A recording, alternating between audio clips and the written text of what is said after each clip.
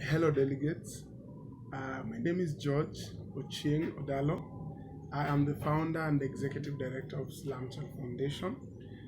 Uh, I hope you're enjoying the conference. And before I proceed, allow me to thank each and every one of you for their effort, energy, and resources to be able to make it to Spain for this nice and wonderful conference. Unfortunately, I was not able to make it for technical reasons and reasons beyond my control. But that one does not mean things will not work out. Things will work out. And yeah, I'm going to make my presentation. I'm going to try as much as I can to be as brief as I can be to ensure that you're able to get the most important things that you're supposed to get from this presentation. I will start with my presentation, which talks about the informal education as a tool for healthy choices among slum youth in Kenya, a case study of our children program called Toto Club in the informal settlements of Korogocho. Uh, Before I start that, first of all, I would also want to maybe briefly talk about uh, who we are and what we are doing. So I run an organization called Slam Child Foundation. It is a registered NGO. I started it in the year 2008, and it got registered the same year. We are a community-based organization. We have an ECOSOC status with the UN. We work with children, women, and youth in the informal settlements of Korogocho. We tackle a number of issues that include life skills promotion, education, scholarship, finance, just but to mention a few. I know many people are asking why Korogocho slums, not any other slums. Korogocho slums happen to be one of the three major slums in Korogocho in terms of population and size. And the other reason is that I was born and brought up in Korogocho slums. Uh, and at some point, the reason as to why I ended up starting the organization it was that my parents divorced. I ended up living on the streets. I was a street boy at some point. I ate from the garbage. I slept on the street. But I know it is something that is shocking a lot of people, especially most of us who are attending the conference, because I don't look like one. We have a slogan that we say, you don't look at where you come from, but you work hard to ensure that you have a better future that people can emulate, especially the young children that we work with. Just to go down about a number of programs that we run, we have the Total Club program that I'll talk about it a little bit later. We have a scholarship program. We give scholarship to children in the bright but needy students in the informal settlement. We also have school outreach programs. We talk to students about issues related to drugs and any other thematic areas that cut across their lifestyle. We also have a program for street children. Being that I was there does not mean that I cannot work with them. They need potential, they need people like me and you to ensure that we give them hope so that they can have a better life and get out of the streets just like I did. We also have table banking for women. We try to promote some sort of little finance to the women in the informal settlement. We also provide psychosocial support both to children in the school, out of school, and those in the community. We do a lot of lobby and advocacy and policy input at different level, at the country level, regional and international level. And finally, being that we do not offer treatment facilities, we refer our clients. And because many people tend to assume that being that I am an advocate of issues related to drug and substance use prevention, I should know what should be done. But that is not the case. I mean, my focus is purely on prevention. But before I get down to Total Club, that we are supposed to talk about, uh, maybe I can talk about the situation analysis of young people in Kenya. We work very closely with the government agency that has been conducting a number of research. And from the research, it is very clear that 20%, 20.2% of primary school students have once used substance abuse, and if you go deep down, you realize that 28.6% are able to access these drugs in the nearby shop, in the nearby kiosk, in the nearby places that are accessible to them. That one automatically tells you that drug is accessible to each and every other single person, as easy as getting sweet from a shop nearby. And if you look at the same number, we are talking about 25.7%. I've been able to get it in the nearby bar or restaurant.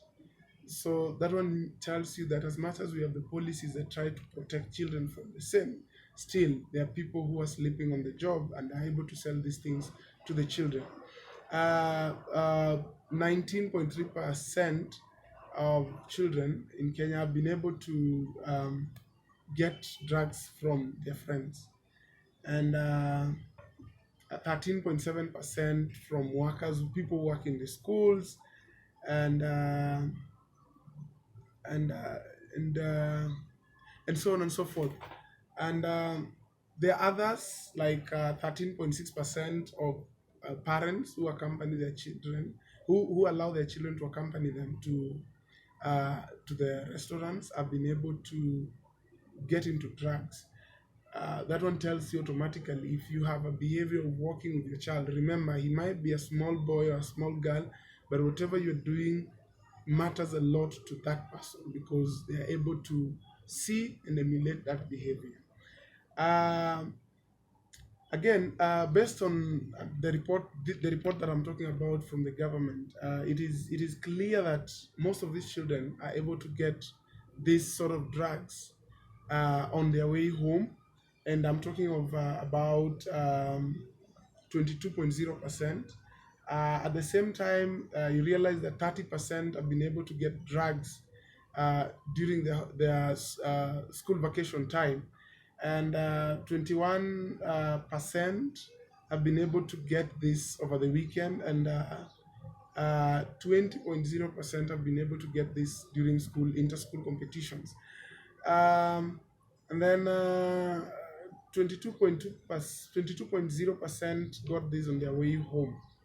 That one clearly tells you that the problem that the young people, or as a country, we are facing, especially the children who are abusing drugs from the informal settlement. If you take a closer look, is that if you compare the posh area and the informal settlement is the worst hit because they are prone to vulnerable issues. They are vulnerable and prone to a number of challenges, and the challenges end up becoming the underlying factors that make them feel exposed to take drug and substance abuse. So, so that is why we thought about an initiative called a Toto Club. Toto Club basically from Swahili means a child. We have in plural we say watoto, that is children. But we decided to do away with wa and remain with toto. Toto means a child. Mtoto is a singular pronunciation. So this is a weekly program for it's a children club, and it's a weekly program for children between the ages of 5 to 15. They come from the informal settlements of Korogocho and Kariobangi. And they come, we engage them in life skills, mentorship, artwork, talent development, psychosocial support, and the most important thing is creating trust and making them believe in themselves that they can have a better life. Like yesterday was on Saturday, today is on Sunday, and yesterday we had enough time with them. They just come, they don't want to be taught, they just want to have time, play, interact, know your neighbor. It's one way of promoting these children to understand that life can be better if we are able to create a good environment for them, not taking them to the restaurants and these other places that they're able to access drugs. Um, then in that program, we have more than 200 kids as we speak, and I actually started with four. Someone might be asking what is the secret behind this. We have a number of programs that we started inside Toto Club, and one of them is Slum Smart Ambassadors. And Slum Smart Ambassadors is a peer-to-peer program inside Toto Club, and we are working now with children between the ages of 10 to 15. There before, Toto Club now, as I said earlier, it cuts across from 6 to 15, but this is specifically from 10 to 15. These children are brought together, they are trained, they are coached on a number of topics, especially related to drug abuse, peer education, facilitation, and all that, as one way that they may be able to speak about this when they go back to the community. And then we are using the contract concept approach. The contract concept approach is a Swedish model that it's a Swedish model of prevention science that was started by Smart International, whose aim and objective is to help young people avoid or delay initiation of substance use. Uh, the pro the program has been tried and proven to be evidence based, and it has been tried for more than 20 years, and it has been very effective. Um, then for us, what we've done, that is the Swedish part of it. How did we bring that into our own local context? Uh, we went through an sort of online training with Smart International. The founder is called Mr. Slim. He was able to take us through the online training and everything, and he actually wanted us to do it the same way they do it in Sweden. And I told him that it's a good approach, but we have to look at the local conditions. The local conditions were to look at what is the situation analysis, what are the resources available, what do we have, what do we do, and so on and so forth. And out of all the clubs that have been initiated all over the world, ours is the only unique one, because for us, we do it for 3 months. We do the training for like 2 months, then they make a commitment for the next 3 months, then they renew. But that is based on looking at the local conditions. The local conditions were we need to train our kids to be able to understand this. We need to identify the topics that we know can help them do the facilitation. Then they become the slum ambassadors, whereby they go to the slums and talk to their friends, talk to their colleagues about issues related to drugs. And if they realize that you are using, you can be referred to us. And if you're not using, you can join our club. And by joining our club, we give you a card. After being trained, we give you a card, we give you a commitment. And the commitment is just a simple, like 2-3 lines, uh, talking about the concept. The concept basically is on I mean, the contract concept basically is, I, for example, George Ochien, do hereby commit that I'll not take drugs for the next 3 months, and I will become a good ambassador of my community. I'll talk to my people in my community so that they get to understand, they get to know, and how they can keep off. The principle that is that guides this initiative is honesty. One of the things that we tell the kids: you are signing this, you will be in the community by yourself, but you need to be honest to yourself. You need to be honest to us. You need to be honest to yourself. Whereby, if you become a victim, you've used, just be open and tell us, George, I was able to use this, but uh, how can you help me? So honesty is very key. We also work with the principle of I know I cannot make it, but if I become a good ambassador and support other people will also help me make it in life. Uh, we are also very truthful to ourselves and what we do, what we do. That is the kids, and we try to look at the approach of being an ambassador. If you're an ambassador, how do you sell yourself? You cannot apply double standards. So those are some of the things that we tell the kids. And out of this initiative, we've been able to realize the number of kids coming to our program have increased to 60%. We were at around 40%. Now we are at 60%. We've had cases of 42. We've had 42 cases of treatment that we've referred in a span of like 3 months. Cases that we've referred of parents, uh, they have reduced from 3 to 5. I mean, from they have reduced from 5 to 3, because there before every week we would have a problem, a parent coming to us telling us about this, telling us about that. So the cases have reduced because many are asking, how does a child and the parent connect in this? When we do the contract concept, a parent is also involved, a teacher is also involved. When we do the training, we also involve the parent, that they must give us a consent and they must be willing to work with the child.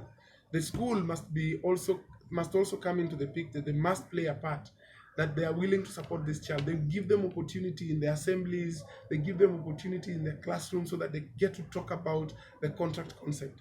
Uh, and the community, the church, and other structures, they also have a role to play to ensure that they support these children to become advocates of substance abuse prevention in the community. Um, so that is why you see a practical scenario is a case whereby it was reported to us. A child was talking to a fellow child, and the child was abusing drug. And the ambassador, now talking to a child who has been affected, told the child, you should stop using drugs. These are the effects of drugs. This is what we've been taught. This is the life that you live when you keep on using drugs, and this is the other life that you live when you don't use drugs. Then what ended up coming to the response from the child who was using drugs was that, how can you tell me to stop using drugs, yet your own very own father is a drug addict? So the child was frustrated. He came back to me, told me, George, I've been told this, I cannot sit down with my father. And I told him, no, just take it easy. Make sure you develop a friendly approach. Just start by initiating a discussion. Parent, do you remember the teachers who came to us? They told you about this, and so on and so forth. Then you start the discussion. Then the parent was very much ashamed of himself, that he cannot he's denying this child an opportunity to become an ambassador in the community, where many people are looking at them as the ambassadors. So we've had cases whereby now parents coming to us and telling us, George, can you help me?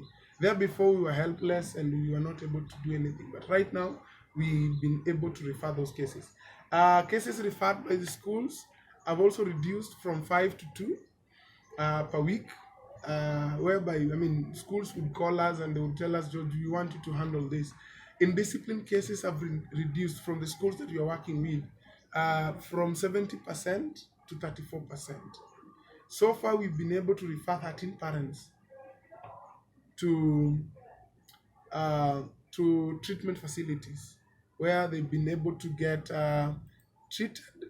And as much as treatment is very expensive, we try to uh, bring the approach of the community-based treatment, whereby you try to use the local available resources to ensure that you're able to do something that is cost effective. It starts with you. It does not start with the community, but yourself. Um, so that is it. The program has a number of challenges too. It is it is very difficult at times. Funding to run this program is a challenge, because as much as we are running on a zero budget, we need someone to help me, because the number of children keeps on growing and growing and growing. And we anticipate maybe by January next year we might have 300 or 400 kids. I cannot manage to handle that by myself. We are only 2 or 3 that are trying to do this, but funding to run this, do the administrative part, the stationery and all that is a challenge. Inadequate resources to build capacity of more people within the community is a problem. We've had the manual, translating the manual into local native language like Swahili has become a challenge. Residential mode of treatment. A parent is the breadwinner. We're now referring the parent to a treatment facility and they cannot afford. It's a problem. Running the community-based daycare is a good initiative, but it needs for your support or support from the people to help us come up with that. Inadequate human resources. There are cases that are beyond us because there are people who would come tell you the underlying factors. I'm not taking drugs because I want, but it's because of this and this and this. And if you look at the resources, we are a small community-based organization. We cannot be able to do anything. And the alternate plan for the parents, it's a big challenge. And again, meeting venue is a problem because at times we meet in an open space. We've had a few guys coming over to visit us and see how we are and all that. So it has been a challenge, especially when it rains. At times we would want to talk to the parents. Being that we are running, we meet with the kids in the community, the school. We meet with them over the weekends. If there is a problem in between the week, it's a problem that we cannot be able to solve until they wait for us over the weekend. Then we also lack inadequate and technical support. So, and we are very much grateful to Deanova International. They've been of great help to us, helping us do the technical part of it and providing a few things here and there. But that does not mean that they are able to provide everything. Still, it depends with their capability. So I will conclude my presentation by asking you and making this simple uh, quotation that was made by Mother Teresa. Mother Teresa once said that it's only through the small things that we are able to make a difference. We are not doing a big thing, but handling 300 kids or 200 kids at a given time over the weekend. In like a week, we handle 300. It is not easy. And through your words of encouragement, through you guys coming over to visit us, we will be more than glad to have you. And we will walk you through the slums. Many people say slums and are insecure slums. If you walk with George, I have been born and brought up here, so there is nothing that will happen to you. We've been having people all over coming to visit. Come and see what we do. Come, interact with those parents that their children are in their program. You get to know it by themselves. You get to hear from them. You get to understand the benefit that they've received by us having this